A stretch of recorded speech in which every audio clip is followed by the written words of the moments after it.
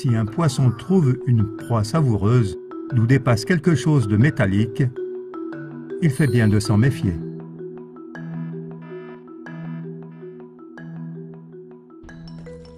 C'est aussi valable pour ceux qui découvrent les 5 lois savoureuses des 10 lois au total des Guidestones de Géorgie. Bien qu'on y parle de la protection des personnes et des nations par des lois logiques et une justice convenable, de la vérité, de l'harmonie et d'autres choses encore, si on regarde de près, apparaissent de temps en temps quand même 5 nouvelles lois extrêmement menaçantes et vraiment mortelles.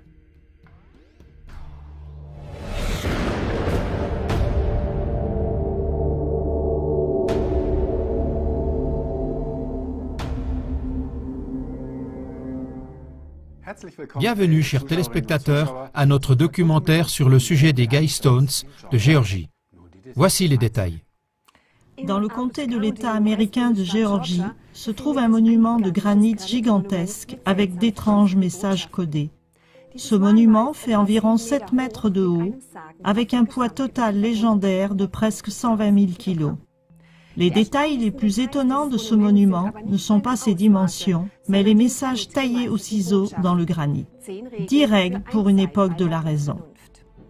Ces directives parlent d'un nouvel ordre mondial qui inclut entre autres une énorme réduction de la population mondiale, un seul gouvernement mondial et la justification d'une nouvelle forme de spiritualité.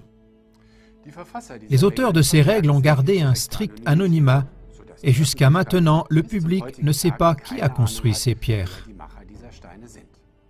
Cependant, ce mystérieux groupe a laissé un texte, à peine discuté jusqu'à présent, expliquant les raisons qui se cachent derrière les nouvelles règles. Avec cette nouvelle information, l'objectif derrière les Guidestones est devenu très clair, laissant peu de place aux hypothèses. Les Guidestones décrivent un monde futur tel qu'il est envisagé par les sociétés secrètes occultes. Le monument est donc la preuve d'un lien existant entre les sociétés secrètes qui font débat, l'élite mondiale autoproclamée et la pression pour un nouvel ordre mondial. Alors que les auteurs de ce monument de 120 tonnes sont toujours inconnus, c'est à vrai dire impensable quand on pense aux règlements stricts de construction qui sont en vigueur un peu partout. Ceux qui ont le privilège de se compter parmi les initiés connaissent d'autant plus les arrière-plans et ils préfèrent rester dans l'ombre de l'anonymat. Cette émission est consacrée particulièrement à ces 5 commandements qui représentent le piège et le principal point mortel. Les Guidestones, qui se trouvent dans l'État américain de Géorgie, sont un monument mystérieux en granit sur lequel sont gravés 10 nouveaux commandements. Le premier commandement exige de maintenir la population mondiale à 500 millions d'individus. Cette exigence s'associe à la publication d'un nouvel ordre mondial tout-puissant et on en vient à la conclusion que les Guidestones sont l'œuvre d'une société secrète occulte. Voici 5 des 10 commandements. Maintenir l'humanité en dessous de 500 millions d'individus en perpétuel équilibre avec la nature. Guider la reproduction intelligemment en améliorant la forme physique et la diversité. Unir l'humanité avec une nouvelle langue mondiale. Laissez toutes les nations régler leurs problèmes internes elles-mêmes. Par contre, les problèmes externes doivent aller devant un tribunal mondial. Ne soyez pas un cancer sur la Terre, laissez place à la nature. Comme vous pouvez le voir, les lignes directrices appellent à une réduction drastique de la population mondiale, à l'adoption d'une nouvelle langue mondiale, à la création d'un tribunal international et font de vagues allusions à l'eugénisme. En d'autres termes, un plan pour un nouvel ordre mondial. La dépopulation, la planification familiale et l'eugénisme. Le premier commandement est particulièrement choquant car il stipule essentiellement que 13 personnes sur 14 sur cette terre ne devraient pas exister. Cette exigence signifie que l'ensemble de la population devrait disparaître, excepté un petit reste qui correspond à peu près à la population de l'Amérique du Nord ou à la moitié de la population de l'Afrique. Si on considère que la population mondiale actuelle est d'environ 7 milliards, alors les bâtisseurs secrets considèrent que 92,5% des individus vivants actuellement sont totalement superflus. À leurs yeux, plus de 92% d'entre nous n'ont plus de droit d'existence à l'heure actuelle.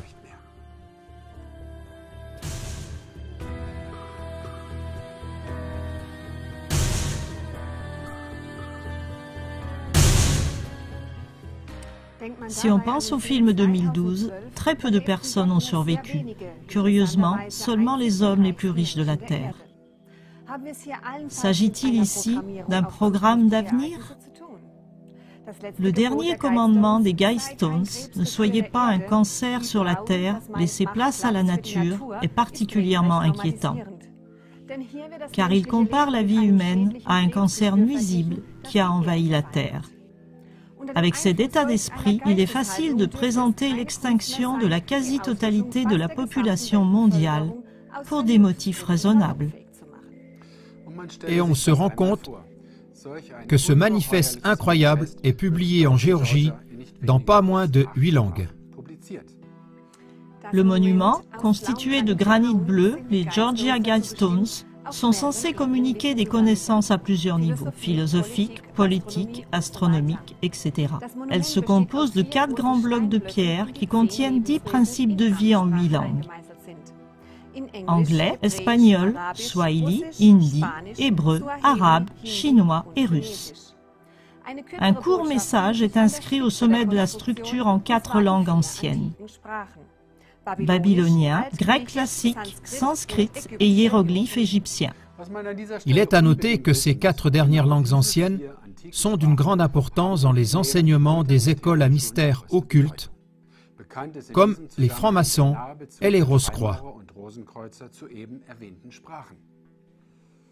Le dépeuplement massif est le but gravé en 8 langues et en même temps le but le plus élevé de l'élite mondiale autoproclamée. Et en effet, de nombreuses personnalités soi-disant importantes l'ont ouvertement appelé de leur vœu.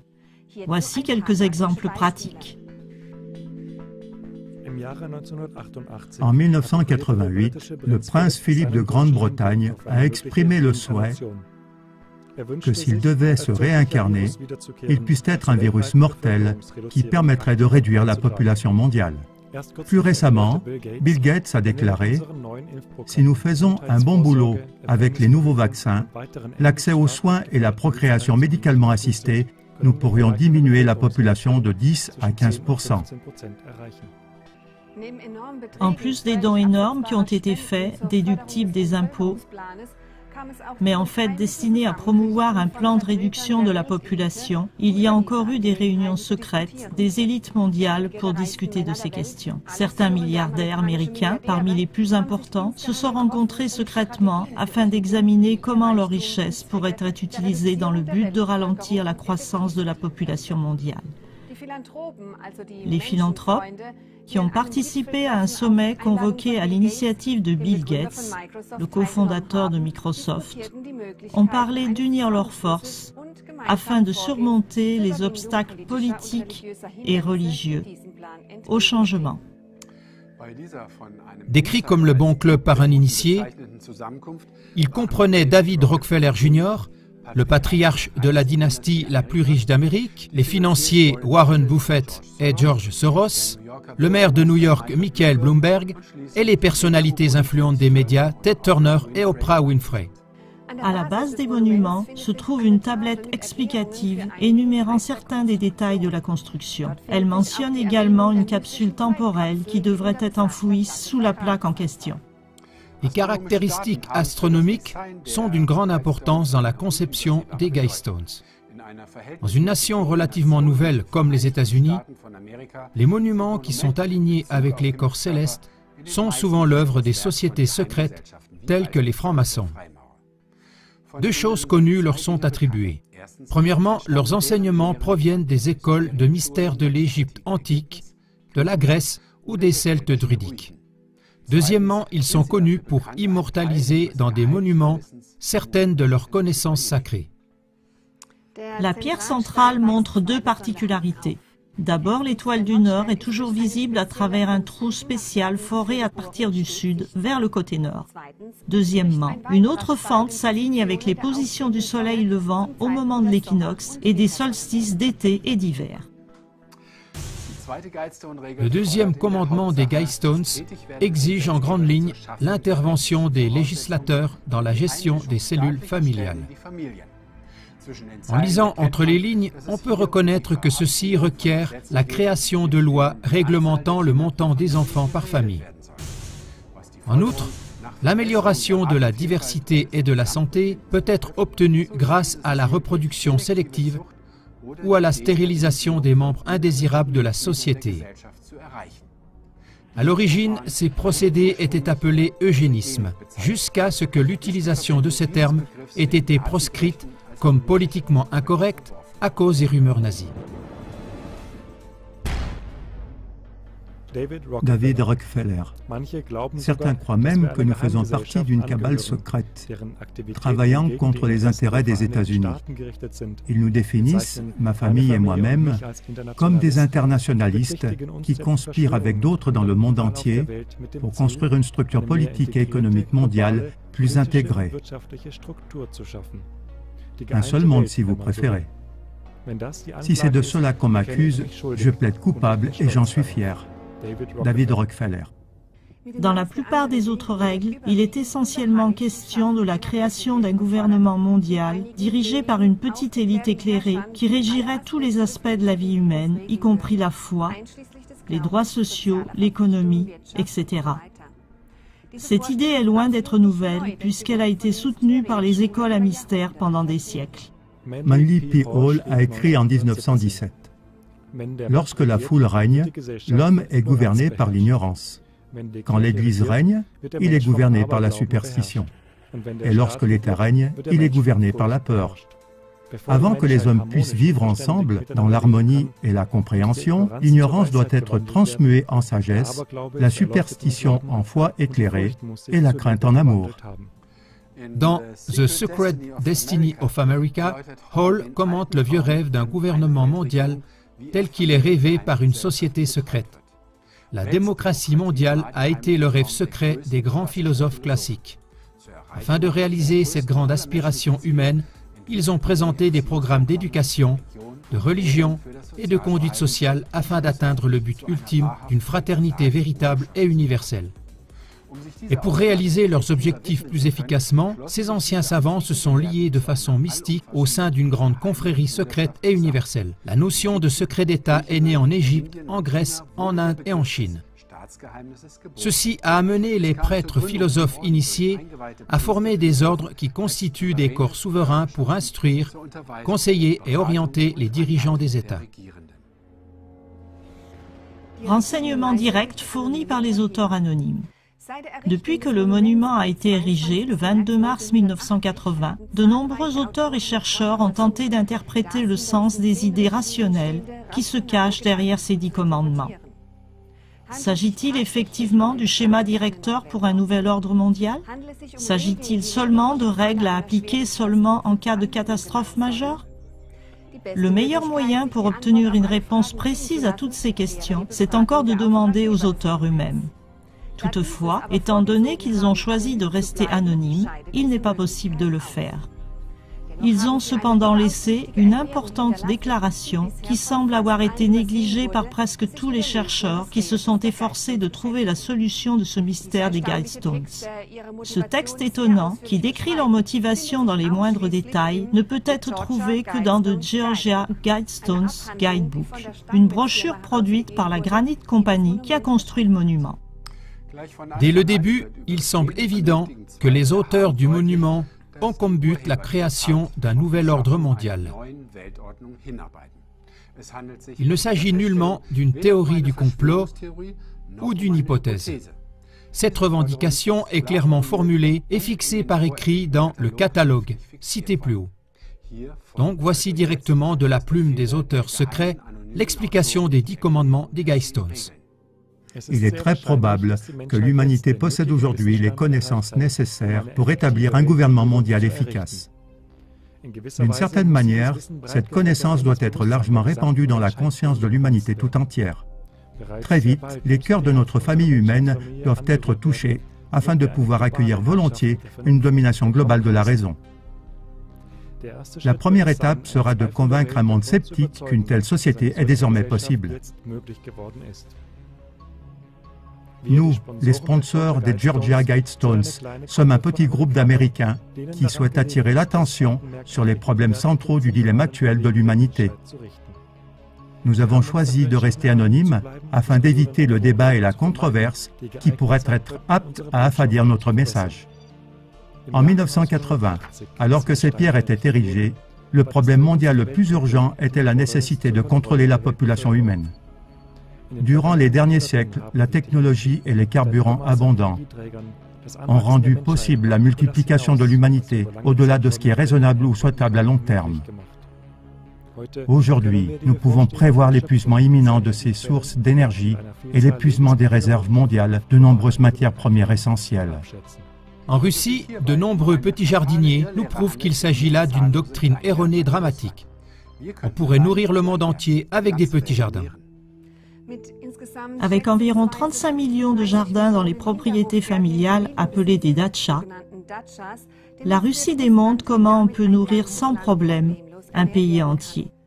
Ainsi, en 1999, 71% de la population a produit près de la moitié du lait consommé dans le pays, 60% de la viande, 77% des légumes, 87% des fruits et 92% des pommes de terre, le tout écologique et durable.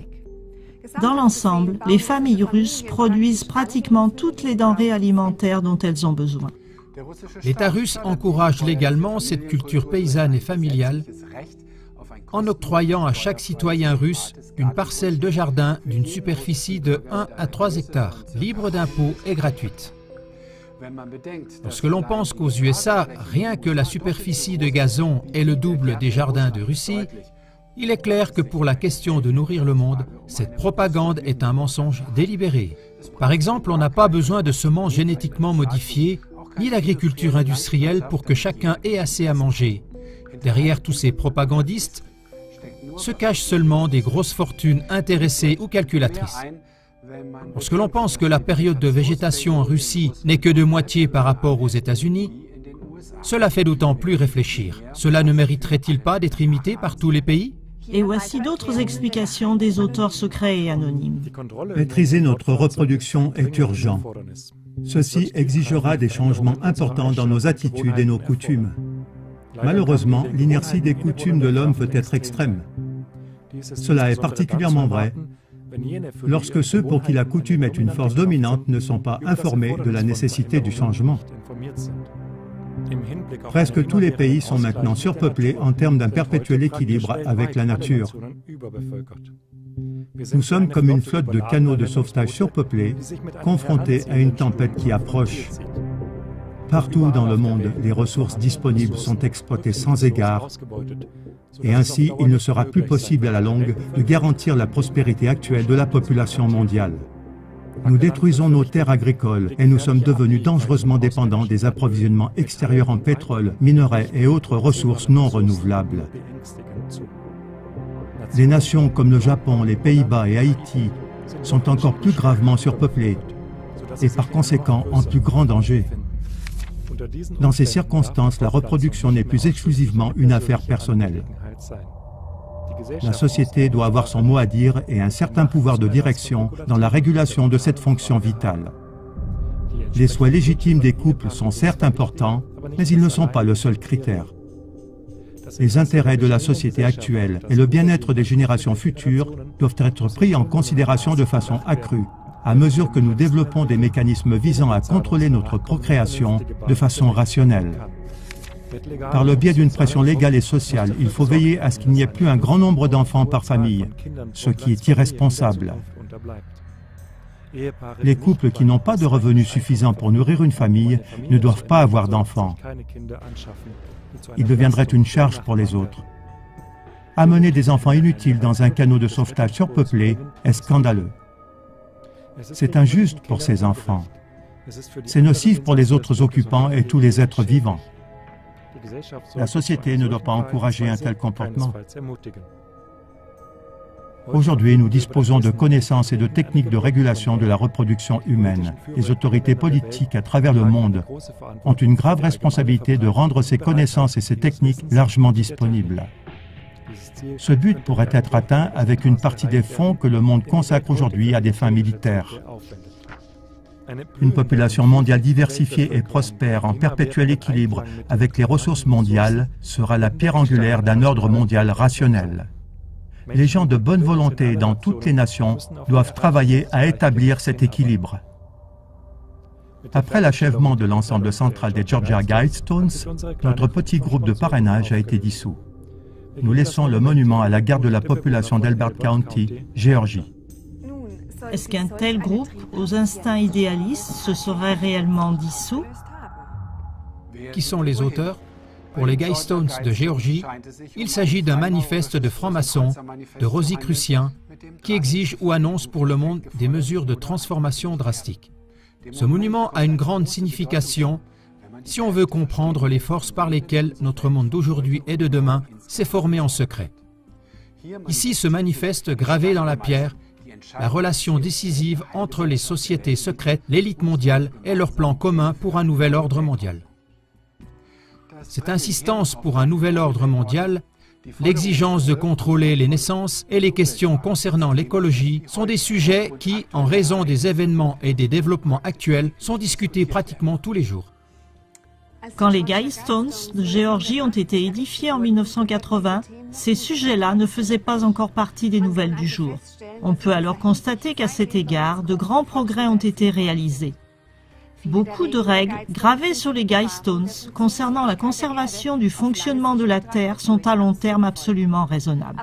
Il y a tout un monde de différences entre les paroles idéalistes des auteurs des Guidestones et la manière dont ces règles sont appliquées sur les masses par des politiciens avides de pouvoir et de richesse. En lisant entre les lignes, on voit que la mise en pratique exige des masses la perte de nombreuses libertés personnelles et une soumission à un contrôle gouvernemental dictatorial dans de nombreux domaines de la vie, sans parler de l'élimination de 92,5% de la population. Cependant, on peut être certain que cette élite autoproclamée ne fait certainement pas partie de ce pourcentage à éliminer. Pour qu'une telle exigence sur un monument de 120 000 kilos ait pu rester anonyme et échapper aux autorités et au gouvernement, cela prouve que les plus hautes sphères du gouvernement sont activement impliquées. Aussi se pose la question de savoir si le concept d'une démocratie par et pour le peuple n'est qu'une illusion, une solution passagère jusqu'à ce que soit établi le nouvel ordre mondial. Pourquoi dans cette affaire ne va-t-on pas de façon démocratique vers les peuples du monde? Il est à supposer que pour l'élite, il est plus simple de s'assurer le consentement des peuples par des mesures de manipulation moyennant le contrôle des médias de masse. Et dans ce cas, une fois de plus, l'exception confirme la règle. Chers téléspectateurs, si les peuples ne se lèvent pas maintenant, alors cette réduction massive de la population mondiale va être réalisée. Ne restez pas passifs, distribuez ce film autour de vous. Au revoir. Quagmire TV. Ce ne sont pas des citoyens transparents dont nous avons besoin, mais des médias, des politiques et des barons financiers transparents.